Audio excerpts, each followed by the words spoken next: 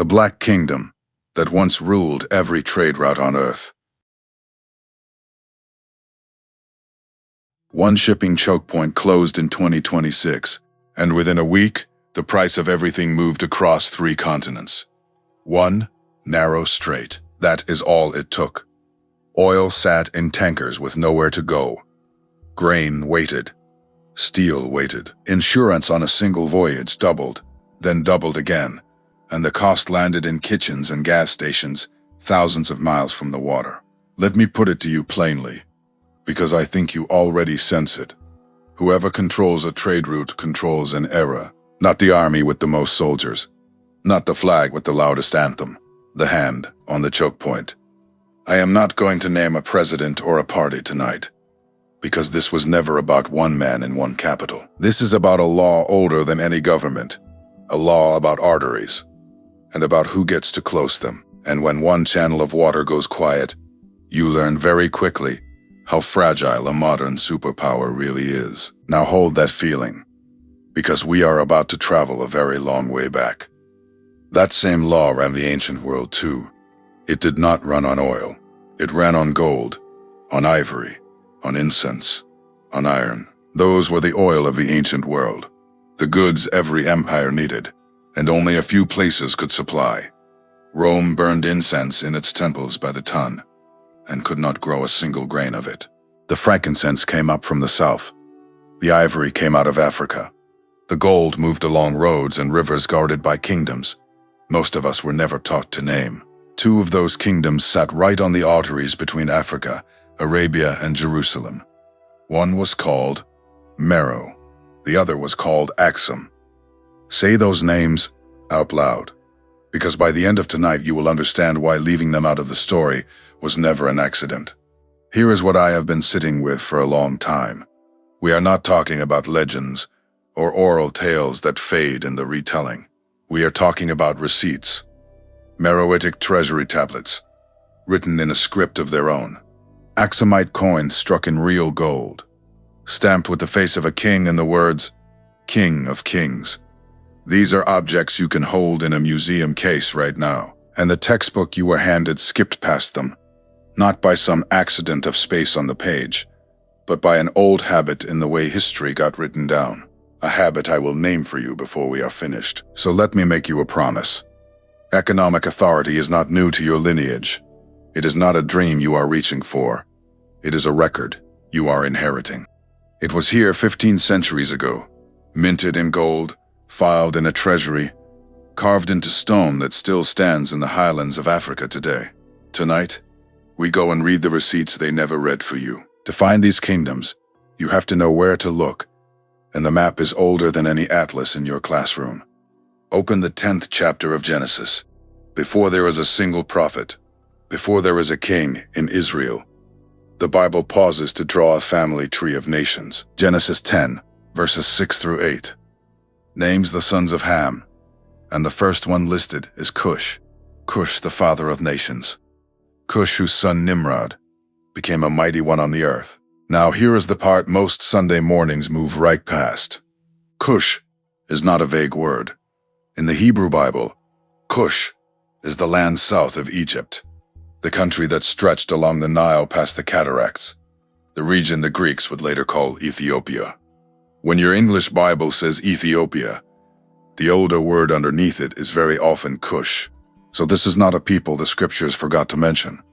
This is a people the scriptures name at the very top of the table of nations, and the prophets kept naming them. Isaiah opens his 18th chapter with a strange and beautiful address. A woe to the land shadowing with wings, the land beyond the rivers of Cush.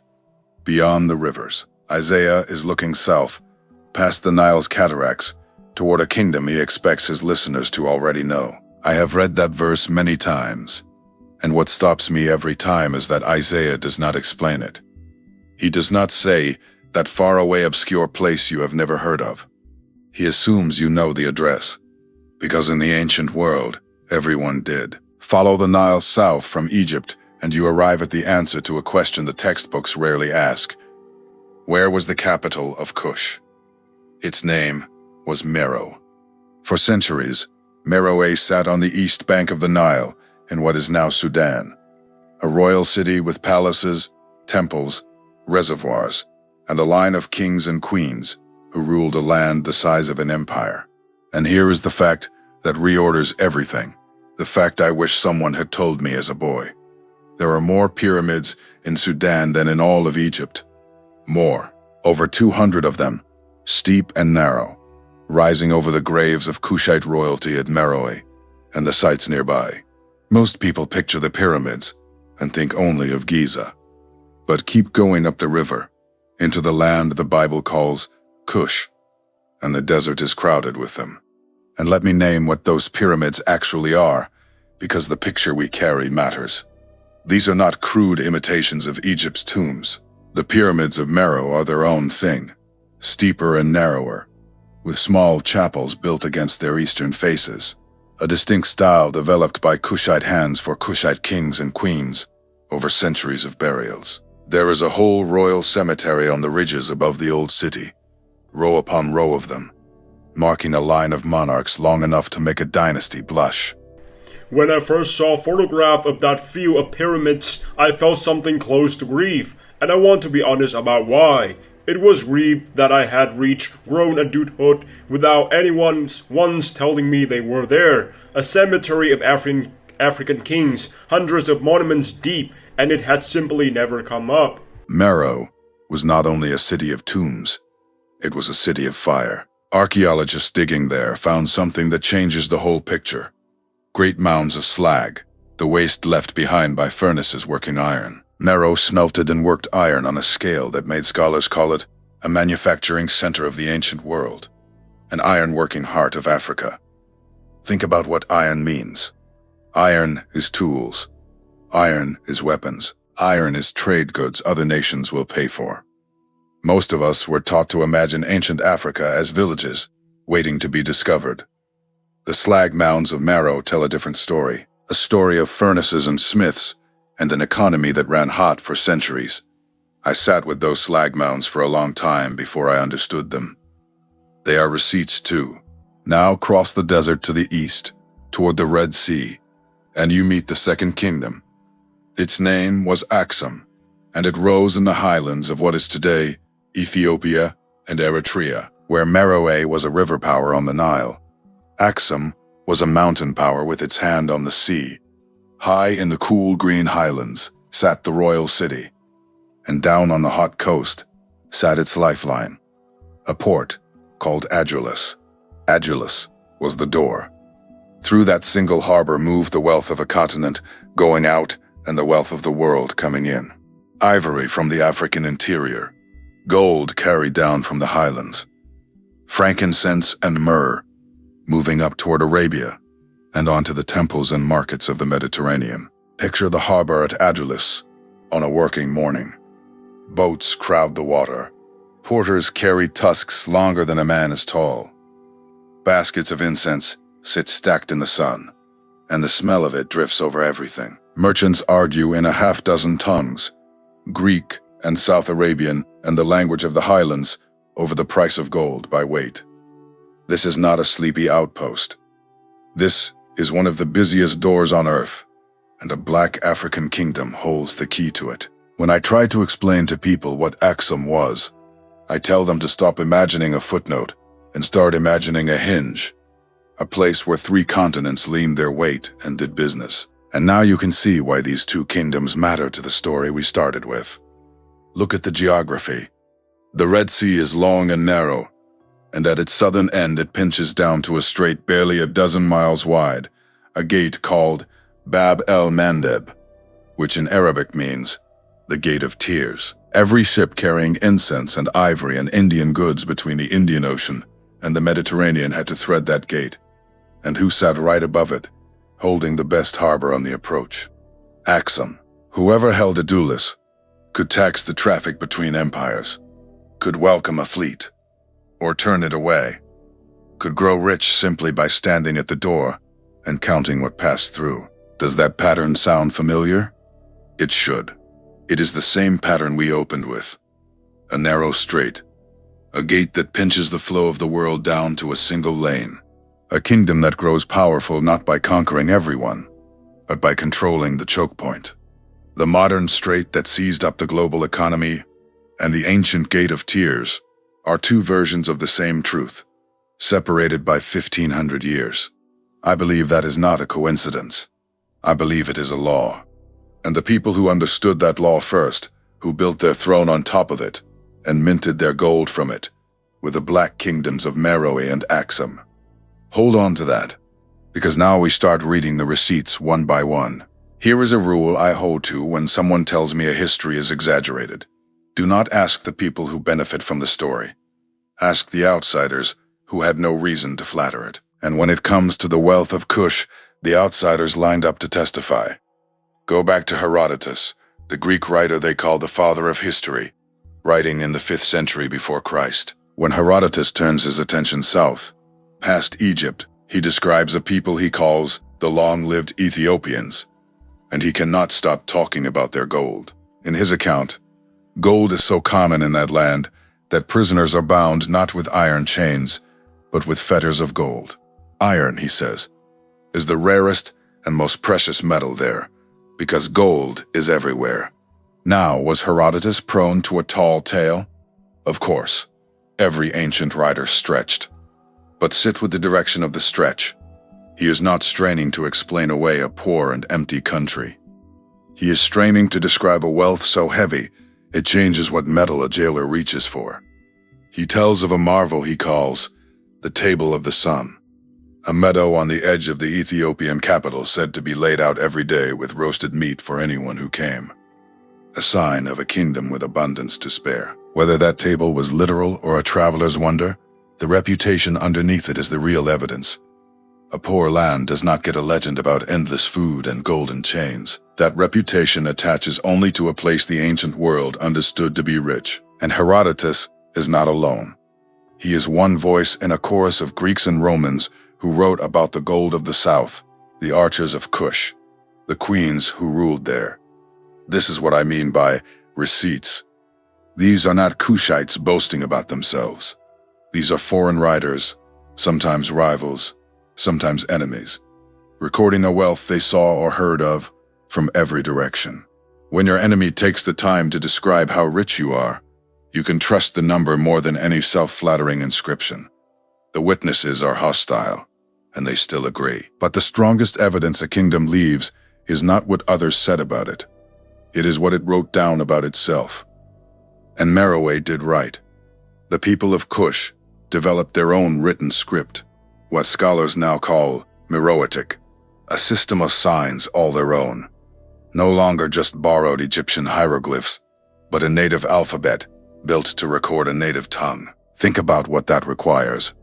To invent a script, a society needs scribes, schools, records worth keeping, and a state that expects to keep them for generations. You do not build a writing system for a village. You build one for a bureaucracy. Here's a detail that humbles me every time. We can read the sounds of Meroitic, but we still cannot fully read the meaning. Scholars have worked out how the signs were pronounced, yet the language behind them stay only partly deciphered to this day. Which means there is a black African kingdom that kept written records for centuries, and a large part of its own archive is still sitting there, patient, waiting for us to finish learning its words. Let that sit with you. We have not even finished reading their books, and already we know they were keeping books. And that is the whole point I want to leave you holding in this part. A kingdom that keeps accounts is a kingdom with an economy. You do not develop a script, staff a treasury, and inscribe the deeds of your kings unless there is wealth moving through your hands that has to be counted, taxed, and remembered. The writing itself is the receipt. Before we ever get to a single gold coin, the plain fact that Kush wrote its own books tells you what kind of power it was. Not a rumor of a kingdom, a working one, with clerks and ledgers, and stone that still holds their letters. Now let me show you where the kingdom of Kush walks straight into the pages of the New Testament, in a scene most of us have read 100 times without noticing what it proves. Open the 8th chapter of Acts. Philip is sent down a desert road, and there he meets a traveler in a chariot. Acts 8, verse 27. tells us exactly who this man is. He is an Ethiopian, a eunuch of great authority under Candace, queen of the Ethiopians, and he is in charge of all her treasure. Read that again slowly. He had come to Jerusalem to worship, and he was riding home reading the scroll of Isaiah. Look at every detail Luke drops into that one verse, because each one is a receipt. This man is not a wandering beggar. He is the treasurer of a kingdom, the official who holds the keys to a queen's entire wealth. He does not travel on foot. He rides in a chariot. He does not merely recite scripture from memory. He owns a scroll of Isaiah, a hand-copied book so costly in that world that only the wealthy and the literate possessed one. And he is running the finances of a monarch strong enough that a Roman-era writer would name her without further explanation. Everything about this scene says money, education, and rank. And notice the name of the queen, Candace. For a long time, people read that as a personal name, one woman. But Candace, more properly Kandake, was a royal title, the word the Cushites used for their queen mother, the reigning female sovereign of Meroe. There was not one Candace. There was a line of them, a succession of warrior queens who ruled the kingdom of Cush and led its armies. One of them, ancient writers tell us, even faced down the soldiers of Rome. So when Acts casually mentions the treasurer of Candace on the Jerusalem road, Scripture is quietly tying the wealth of a black African kingdom directly into the story of the early church. The first recorded African convert in the book of Acts is a finance minister of Cush. I have come to believe that placement is not random. So where did all that treasure come from? The treasure this eunuch managed. It came from two things Cush had in abundance: iron and gold. We already stood at the slag mounds of Meroe, those great heaps of furnace waste that mark it as an iron-working center of the ancient world. Iron was the industrial muscle of the kingdom, the metal that made tools for farming and blades for defending the trade roads. But iron was only half of the wealth. The other half came golden out of the ground. East of the Nile, in the hard desert between the river and the Red Sea, lay gold. The ancient mines of that eastern desert had been worked for millennia, and the kingdoms of the south sat astride the roots that carried that gold north and out to the world. This is the wealth Herodotus heard about, the gold that bound his prisoners. This is the treasure a Candace could send a eunuch to steward. Iron in the furnaces, gold in the hills, and a kingdom sitting on top of both. And here is the verse I want you to carry out of this part, because it gathers the whole thing into one line of prophecy. Psalm 68, verse 31, says, Ethiopia shall soon stretch out her hands unto God. Princes shall come out of Egypt, and Ethiopia shall stretch out her hands.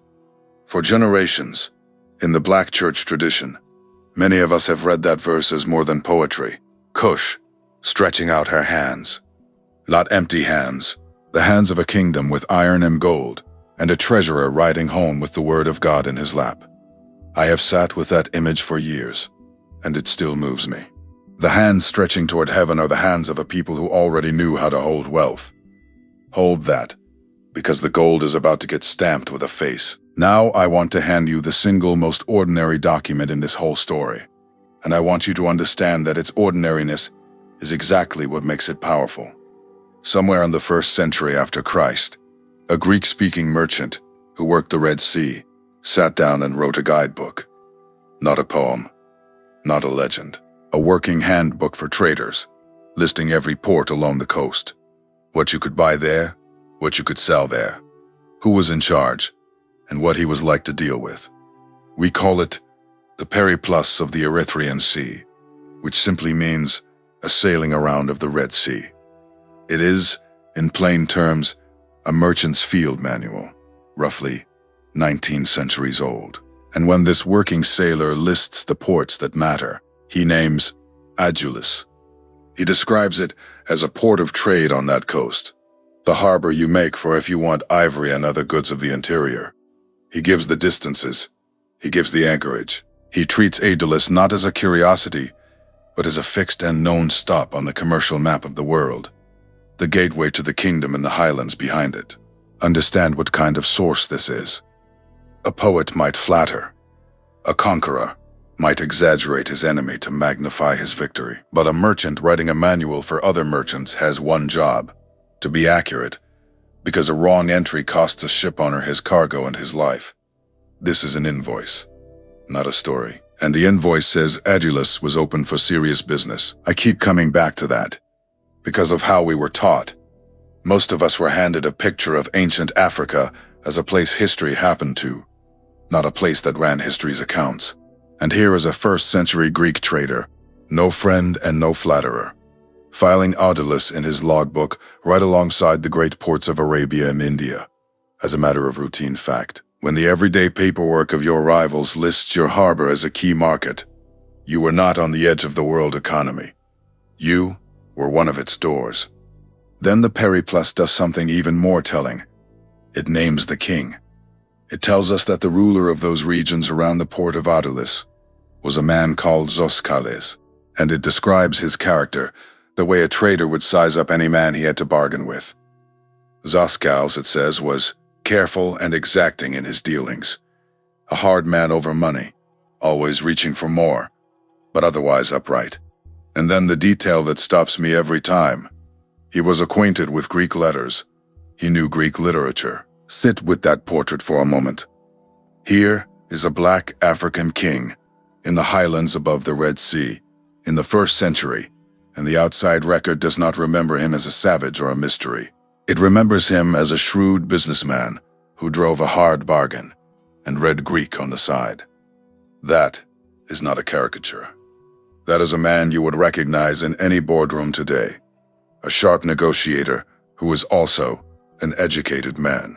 The merchant who wrote this had to deal with Zoskales, and he respected him enough to warn other traders. This king knows the value of his goods, and he reads your language better than you read his. That is what a named king in a foreign merchant's notebook gives you. Not legend, but testimony from a hostile pen.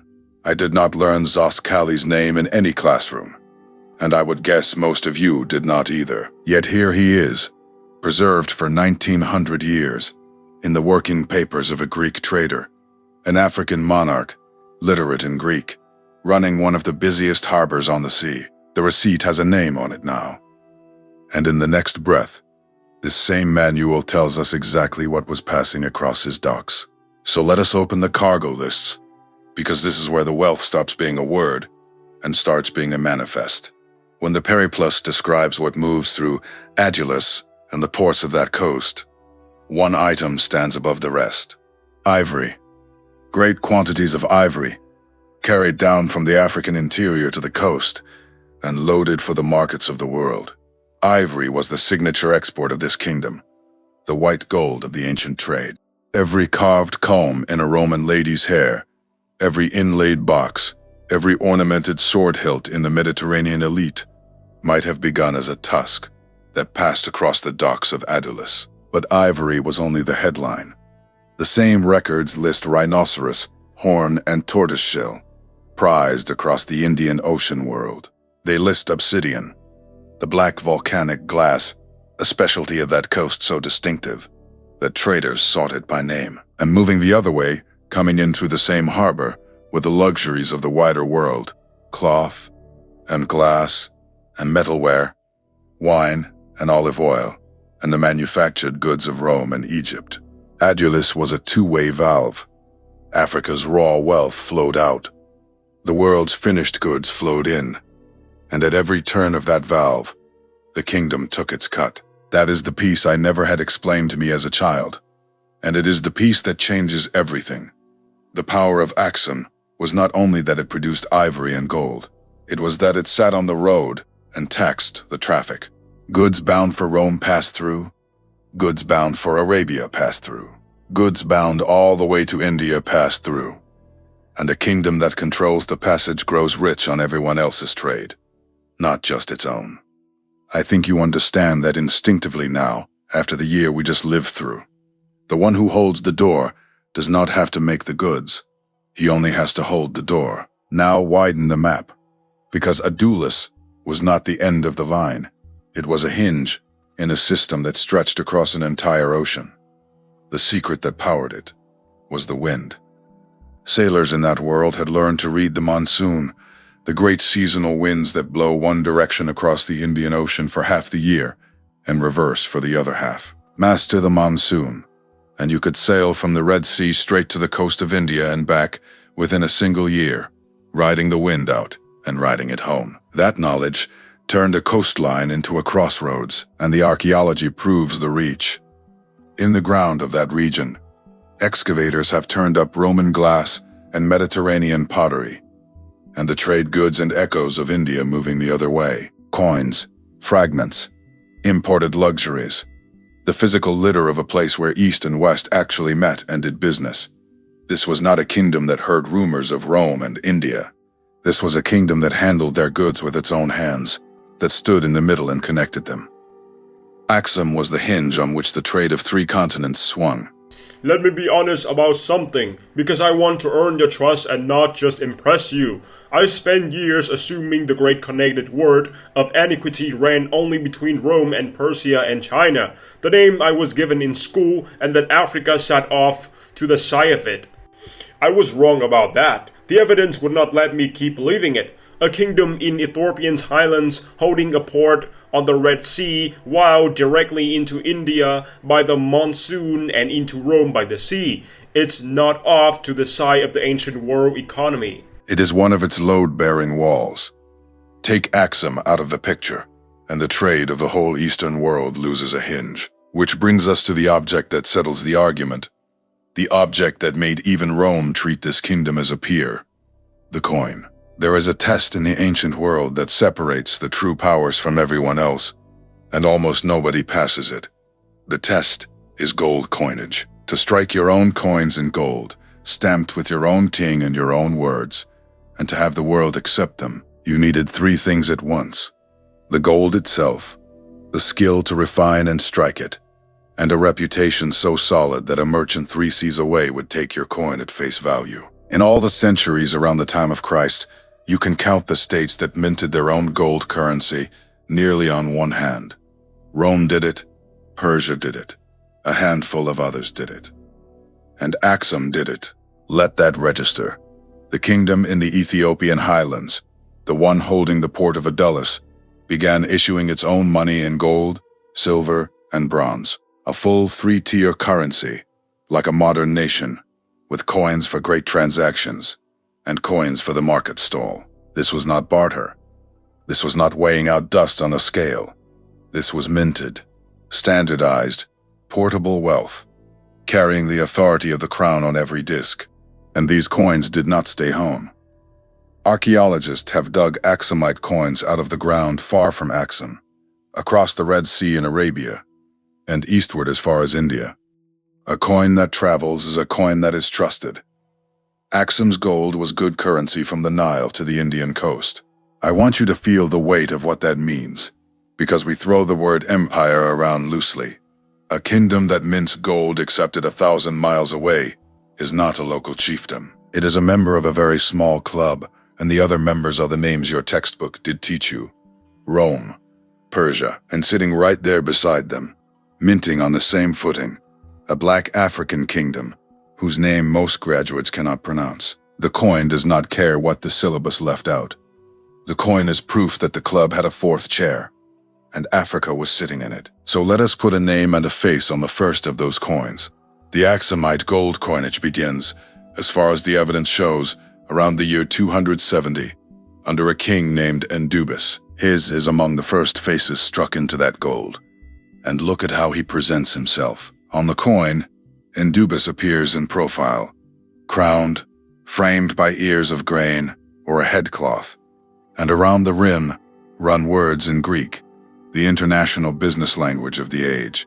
He put his image and his titles into gold and sent them out into the trading world in the tongue that world could read. Think about the confidence in that act. To mint a coin in Greek is to say to Rome and to every merchant on the sea, I am a sovereign, and I intend for you to handle my money and read my name. Endubis was not asking permission to join the world economy. He was announcing that his kingdom already belonged to it, on its own terms. in its own gold.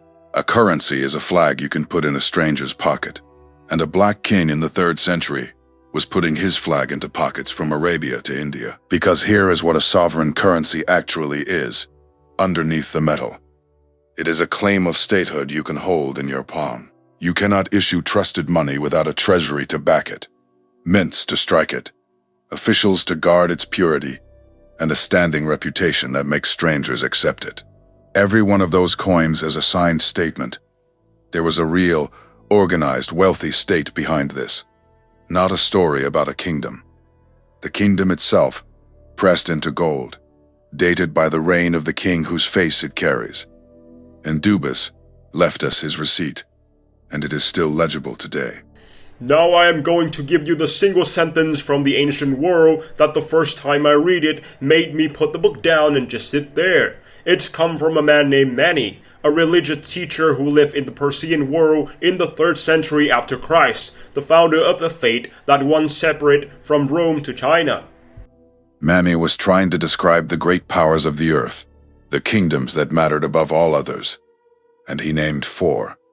He said there were 4 great kingdoms in the world: the kingdom of Rome, the kingdom of Persia, the kingdom of the Chinese, and the kingdom of Axum. Read that list again and let it do its work. Rome, at the height of its empire. Persia, Rome's eternal rival, master of the East. China, the vast civilization at the far end of the trading world. And Axum, not as a footnote, not as an honorable mention, named in the same breath, on the same tier, as one of the 4 powers that held up the sky of the 3rd century world. This is not a modern historian reaching back to be generous. This is a contemporary, a man alive at the time, a Persian, listing the great kingdoms as everyone in his world understood them, and placing a black African kingdom in the top 4 on earth. I have chased down a lot of claims in my years reading this material, and I have learned to be careful, to hedge, to say the evidence suggests rather than the evidence shouts. But this one, I hold with both hands. When an outside contemporary, with no stake in flattering Africa, ranks Axum beside Rome and Persia and China, that is as close to testimony under oath as the ancient world gives us. The 4 great kingdoms. One of them was ours, and most of us went through 12 years of school and 4 more of college, and never once heard the 4th name spoken aloud. So why do I keep circling back to the coin when I have Herodotus and the Periplus, and now Mani himself? Because a coin does something no chronicle can do. A chronicle is words, and words can be copied wrong, embellished, argued away. A coin is a physical object with a date built into it. You can hold it. You can weigh the gold. You can read the name and match it to a reign. It sat in a real hand in a real year and bought a real thing. It is the hardest kind of evidence there is, because it is not a claim about the past. It is a surviving piece of the past, still in your palm. And think about the machinery a single gold coin implies. To strike it, the kingdom needed mines producing gold, and men who knew how to dig it. It needed refiners who could purify the metal to a trusted standard. It needed engravers to cut the dies, mints to press the blanks, and a treasury to hold the reserve and set the value. It needed officials to guard the whole chain against fraud, because one debased coin destroys the trust behind all of them. A gold coin is the visible tip of an entire invisible economy standing underneath it. You do not get the coin without the mines, the refiners, the treasury, and the state. That is why I call these coins the receipt of an economy, not a story about one. A legend fades, a coin endures, and it endures as proof of the whole system that produced it. When you look at an Axumite gold piece behind museum glass, you are not looking at a symbol of wealth. You are looking at the last surviving signature of a functioning black African superpower, complete with its mines and its mints and its markets, pressed into a disc small enough to lose in your pocket and durable enough to outlast the empire that made it. The kingdom is gone. The receipt is still here. And the receipt does not lie. Now the story turns, because wealth is not the deepest thing this kingdom left behind. Faith is. Around the year 330, A king of Axum, named Ezana, did something that would change the spiritual map of the world. He turned his throne toward Christ. Ezana adopted Christianity and made it the faith of his kingdom, and you can watch it happen in the evidence, because his early coins carry the old symbols of the sun and moon, and his later coins carry the cross. The cross appears on Axumite money in the 4th century, which makes Axum one of the very first kingdoms anywhere on earth to put the cross on its coins. Sit with the timing, because the timing is the whole point. This is around 330. Much of Europe at that moment was still pagan. Whole nations that would later call themselves the heart of Christendom had not yet bent a knee. And here, in the highlands of Africa, a black king had already made the gospel the faith of his realm. I was taught, without anyone ever saying it directly, that Christianity traveled outward from Europe to Africa, that it came to the continent late and from the outside. The record says something closer to the reverse. Africa was Christian while much of Europe was still burning offerings to the old gods. Let that correct something in you, the way it had to correct something in me. And we are not guessing at this. Ezana left us a stone. There is a monument known as the Ezana Stone, a great inscribed slab that records his reign and his campaigns in his own royal voice. And here is the detail that tells you what kind of state this was. The inscription is written in 3 scripts. It carries Ge'ez, the language of Axum itself. It carries Sabaean, the South Arabian script from across the Red Sea.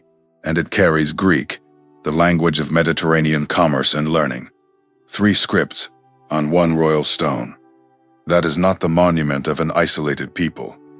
That is a king speaking deliberately to 3 worlds at once, confident that all 3 are listening.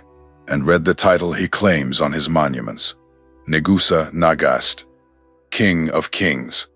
Not merely king, King of Kings, the same towering title the Persian emperors used, a claim to stand above other rulers as their overlord. A black African sovereign, in the 4th century, carving King of Kings into stone in 3 languages. This is not a legend told by admiring descendants centuries later.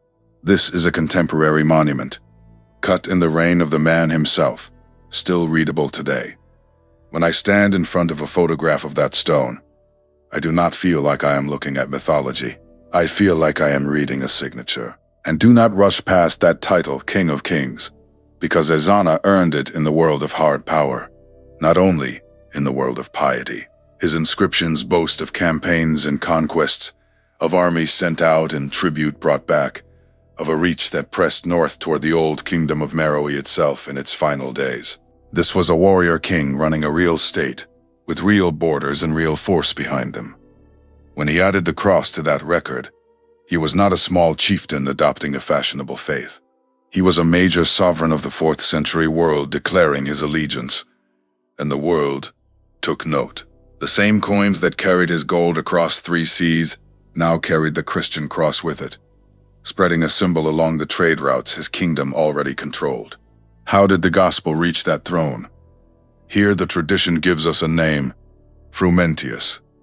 The account, preserved by early church historians, tells of a young man named Frumentius who came to the Axumite court, rose in its service, and helped bring the Christian faith to the kingdom, eventually being consecrated as its first bishop by the church in Alexandria.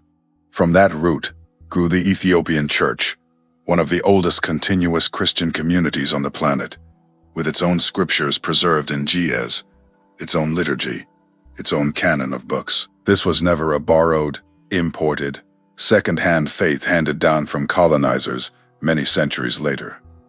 This was a Christianity rooted in African soil in the 4th century and never uprooted since. And that Ge'ez inheritance is richer than most of us were ever told. The Ethiopian Church preserved its scriptures in Ge'ez, an ancient language of the highlands, and it held onto books and readings that other branches of the church set aside. Its broad canon runs well past the 66 books in a common English Bible, keeping texts like the Book of Enoch and the Book of Jubilees that most of the world lost or discarded. Whatever you make of those books, sit with the plain fact underneath them. Here is an African church that was old enough, literate enough, and independent enough to keep its own library intact for more than a millennium and a half, guarding words the rest of Christendom let slip away.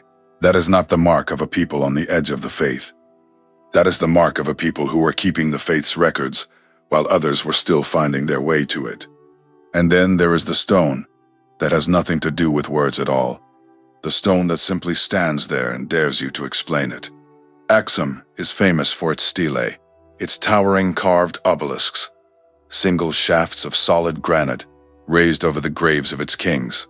The greatest of them, had it ever stood, would have reached over 30 meters, taller than a 10-story building, carved to look like a many-storied tower with false doors and windows. It lies broken now, likely fallen in the razing, but its neighbor, the Stele of Ezana, still stands, around 24 meters of granite pointing at the sky. And there is a modern coda to that stone that tells you how much it still matters. One of the great Axum obelisks was hauled off to Rome in the 20th century, carted away as a trophy, and stood up in a foreign capital, as if it belonged there. It took decades of insistence, but in the end it was brought home, shipped back in pieces, and raised again on Ethiopian ground in the 21st century. Think about that journey. A stone quarried by a black African kingdom, coveted enough to be stolen by a modern empire, and finally returned to the soil that made it. Even the theft is a testimony. You do not carry off a monument as your prize unless you know, somewhere underneath, exactly how great the hand was that first raised it. Understand what those stones demand. These are among the largest single pieces of stone ever quarried and raised anywhere in the ancient world.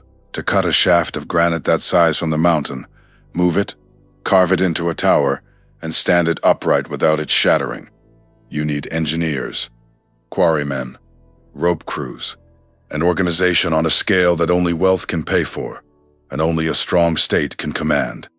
You do not raise a 100-foot monolith with a village and good intentions.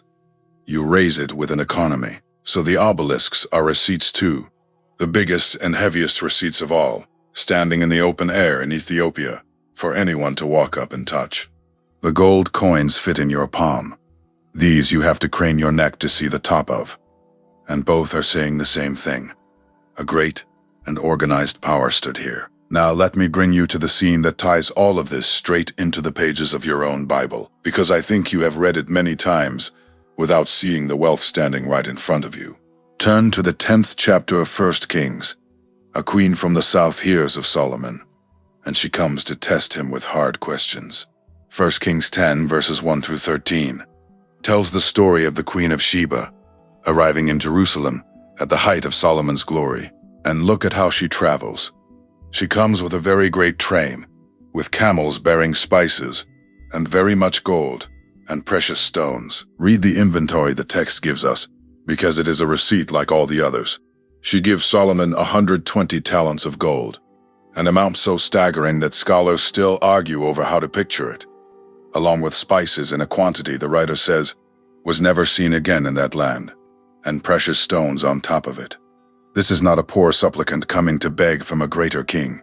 This is a monarch arriving with a caravan of treasure, meeting Solomon wealth for wealth, wisdom for wisdom, a sovereign trading as an equal with the richest king in Israel's memory.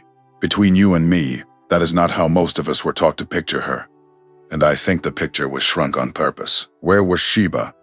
The tradition points south, toward Arabia and across the narrow water to the African highlands, into the very world we have been walking through all night, the world of incense and gold and Red Sea trade. The Queen of Sheba is a woman of the frankincense roads and the gold routes, a ruler of exactly the kind of southern trading power we have been reading receipts for. When she lays 120 talents of gold at Solomon's feet, she is doing what the queens of that region did. She is moving wealth. She is trading at the top of the world. Now here is where the story deepens, because one people never forgot her and never stopped claiming her. In the Ethiopian tradition, the Queen of Sheba has a name. They call her Makeda. She is not a nameless visitor in their memory. She is a queen of their own line, remembered, honored, woven into the founding story of the nation itself. And that story is written down in one of the great books most of the world has never opened. The book is called the Kibra Nagast, which means the glory of kings. It is the national epic of Ethiopia, and it tells how the queen of the south, Makeda, went to Solomon, and how from that meeting came a son, Menelik, who would carry the royal line home to Africa. Out of that account grew the claim of the Solomonic dynasty, the belief that the kings of Ethiopia descended from the union of Solomon and the queen of the south, a claim the rulers of that land held on to for centuries, all the way down into modern times.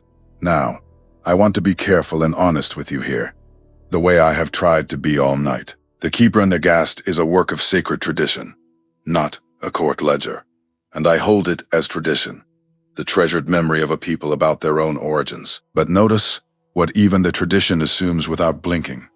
It assumes a southern queen, wealthy and weighty enough to meet Solomon as a peer, and found a royal house. It assumes that African kingship reached back and touched the throne of Jerusalem itself. That assumption did not come from nowhere. It grew in the same soil as Mero's iron and Axum's gold, a soil where black kingship and great wealth were simply the way of the world. The Bible gives you the queen with her camels of gold. Ethiopia gives you her name and her line, and both are pointing at the same truth we have been stacking up receipt by receipt. So step back with me now and look at the whole thing at once, because this is the moment the pieces stop being separate facts and become one pattern. Meroe and its iron, the furnaces roaring on the Nile. Axum and its gold, the coins that ranked with Rome. The queen of the south and her caravan, 120 talents laid before Solomon. Line them up. Iron, gold, a caravan of treasure. 3 different centuries, 3 different kingdoms, and the same thread running through every one of them. Wealth in African hands. Rule in African hands. The arteries of the world's trade in African hands. That is what I mean when I say this is a pattern and not an accident. Once is a story, twice is a coincidence. But Mero and Axum and Sheba, 3 great southern powers across 1,000 years of history, all holding gold, all holding trade, all holding thrones. That is not luck. That is a pattern deep enough that even scripture reaches out and names it. Listen to the prophet Amos. In the 9th chapter, verse 7, God says to Israel, "Are ye not as children of the Cushites unto me, O children of Israel?" God places Cush right there in the sentence, on the lips of the prophet, as a people he knows and reckons with by name. The Cushites are not outside the story of God. They are named inside it. And here is where I have to speak to you directly. So hear me. If this is your heritage, if you grew up in the black church, if the story of Africa is the story your grandparents carried, then understand what these receipts are actually saying to you. Economic authority is not new to your lineage. It is not a foreign thing you are begging your way into. It is a birthright written into the record 15 centuries ago. You come from people who held the choke points of the ancient world. You come from people who minted gold, that Rome respected, who kept treasuries and wrote their own books, who met kings of Israel with camels of treasure, and were counted among the 4 great powers of the earth. I need you to feel the difference that makes, because it is everything. There is a lie that whispers that wealth and rule and dominion are new to you, borrowed, out of place, that you are a guest in the house of authority. The receipts say otherwise. The gold coin says otherwise. The treasury tablet says otherwise.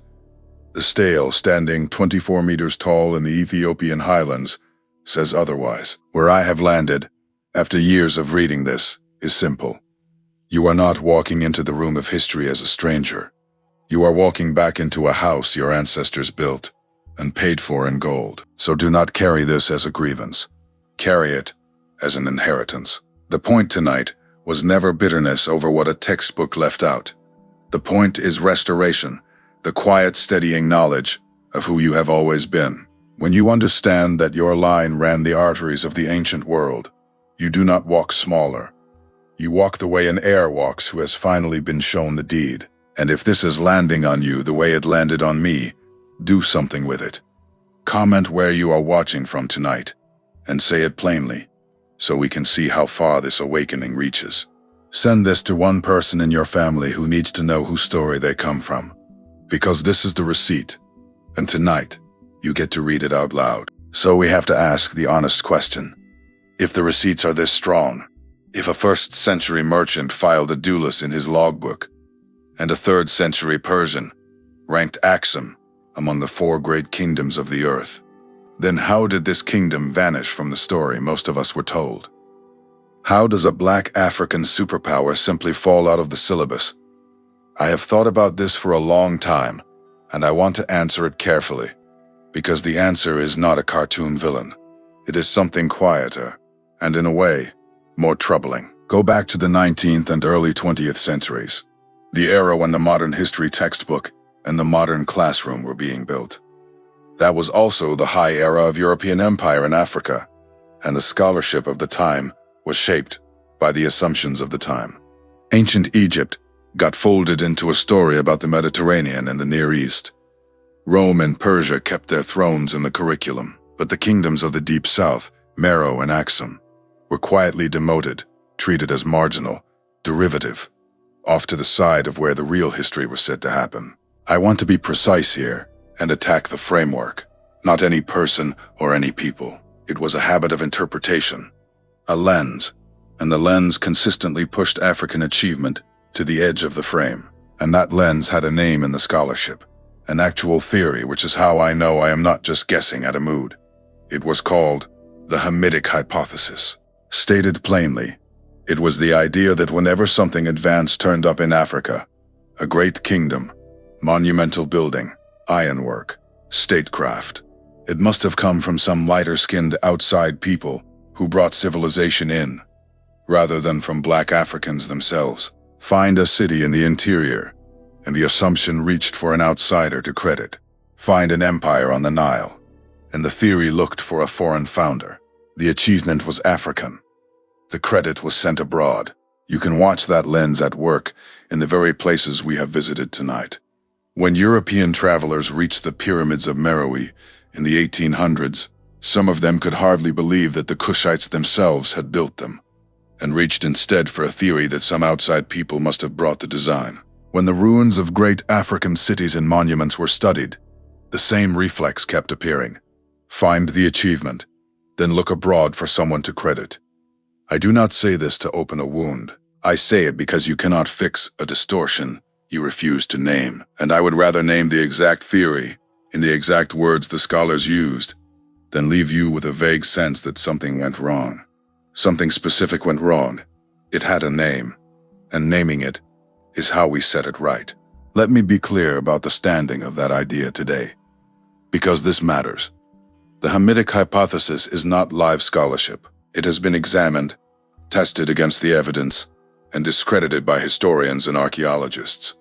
No serious scholar defends it now. But here is the thing about a lens that shaped the textbooks for generations. Even after the theory is thrown out, the shape it pressed into the curriculum can linger. The chapters got written a certain way.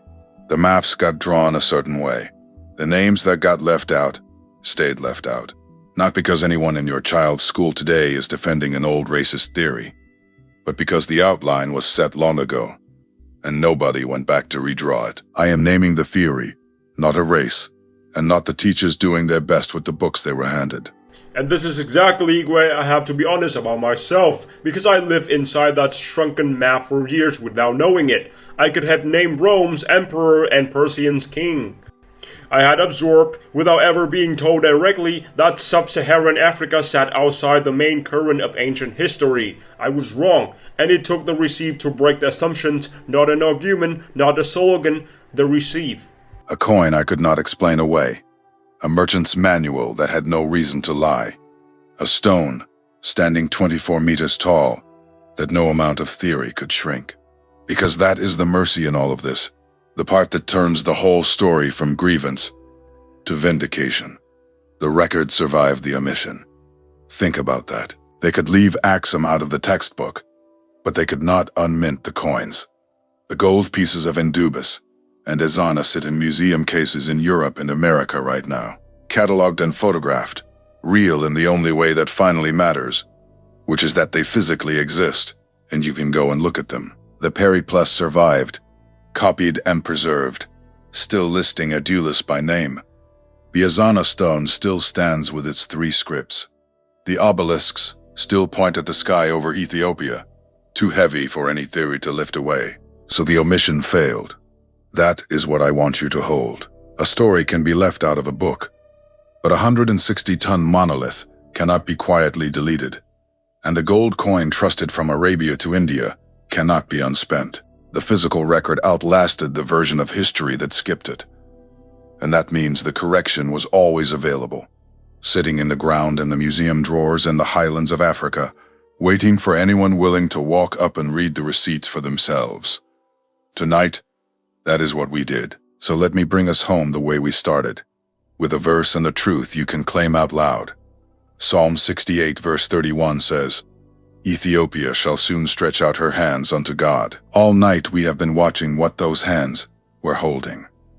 Iron from the furnaces of Meroe, gold from the mints of Axum, stamped with the face of a king, a caravan of treasure laid before Solomon by a queen of the south. The hands stretching toward heaven in that psalm were never empty hands. They were the hands of a people who knew how to hold wealth, hold trade, and hold a throne. And I have come to believe, after years of sitting with this, that the verse is not only about the past, it is a posture for right now, hands lifted, not in begging, but in remembering. Hear me carefully, because this is the heart of it. What you inherit tonight is not a grievance, it is a deed. You are the heir of a trade route power, of kingdoms that stood on the choke points of the ancient world, and grew rich holding the door. That is not a womb to nurse. It is an identity to stand in.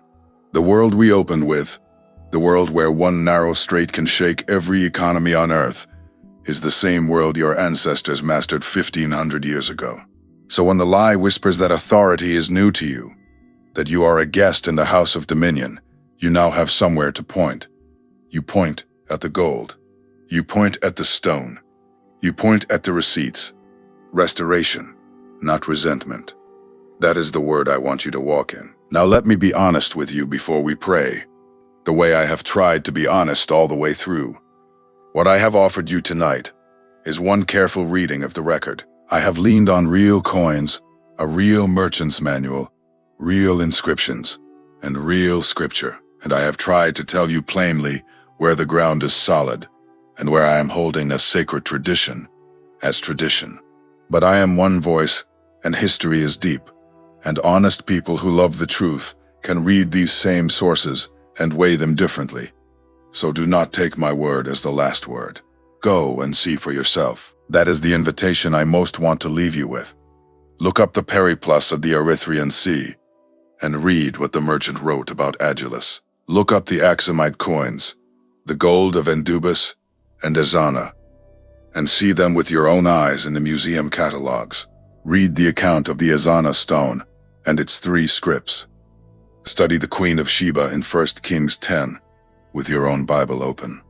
Many traditions and many scholars have carried these histories, and they are not hidden anymore. They are waiting for anyone willing to walk up and read them. Take what I have shown you as a doorway, not a conclusion, and go do your own reading. And if you have walked all this way with me, let me speak something over you before we close. May the God who named Cush at the top of the table of nations remind you that you were never an afterthought in his story. May the same God who counted a black kingdom among the great powers of the earth settle it deep in you that dominion and dignity are not foreign to your line. And may you walk this week not smaller but taller, an heir who has finally been shown the deed. Here is the one thing I will ask of you. If tonight puts something back in its rightful place inside you, leave one word in the comments. Leave the word proven and tell me the city you are watching from, so we can see how wide this stretches. And if you know one person who was handed the same shrunken map I was, send this to them directly. One person, by name. Subscribe and stay with me, because there are more receipts to read, more names the outline left out, and I am not finished pulling them into the light. We will keep reading the record together, one document at a time. So lift your hands like the psalm says, and hold them open, not to beg, but to receive what was always yours. You come from kingdoms that minted gold and held the arteries of the world. That is not a dream. That is the receipt. And tonight, you got to read it out loud. Walk in that truth. Walk covered. Walk as the heir you have always been. Amen.